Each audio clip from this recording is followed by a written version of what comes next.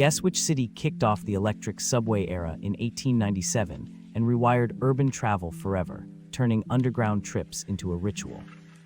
Is it A, Boston, or B, London, both pioneers with underground experiments that reshaped modern commuting? The correct answer is A, Boston, the Tremont Street line, which proved electric propulsion could work commercially when horses still ruled city streets. Electric trolleys showed travel could be faster, quieter, and cleaner, inspiring others worldwide to rethink how subways could transform cities. Comment with which era you want next and what transport mystery you're curious about, then wait for the reveal.